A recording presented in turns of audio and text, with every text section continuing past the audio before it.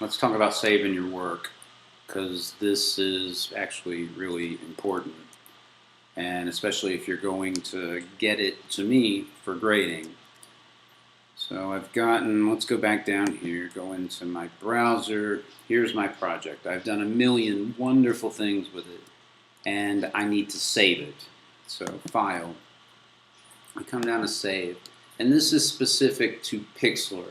In Photoshop, you do it a slightly different way, so on and so forth. Now, Pixlr is a nice little program. It is free, it is open source, anybody can use it. It does not give you a whole lot of options as far as saving goes.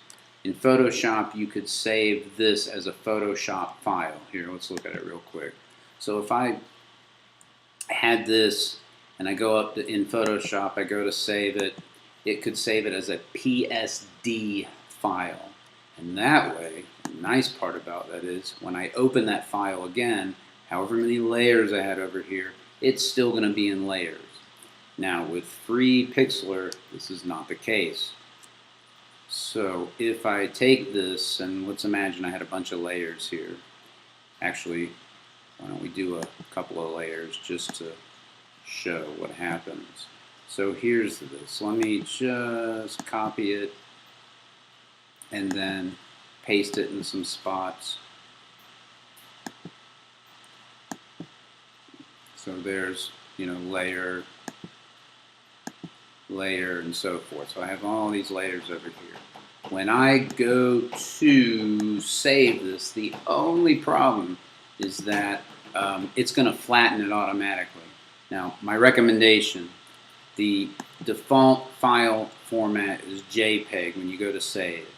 I would come down and change that to a PNG file. The PNG files are the highest resolution, highest quality file format that you can choose here. And so we chose a PNG. Let's say I wanted to call this, who knows, we'll call it file. So I've chosen the format, I've chosen the file name, and once we go to OK, it is going to give us the option of where to save it, and shows us what the name is. If you're working in a Windows computer, it's going to do the same thing. This is going to look different, but once you click on OK, you'll see in Windows it shows my computer, file name, file format. We come down here. So all this is exactly the same in Windows when you go to OK. If you're working on a Mac, it gives you this. In Windows, it would give you a slightly different dialog box, but the goal here is the same. Check your file name, check where it's going to go, and hit save, and done. And just remember, once it's saved, all your layers go bye-bye, and you're working with one layer of flat image again.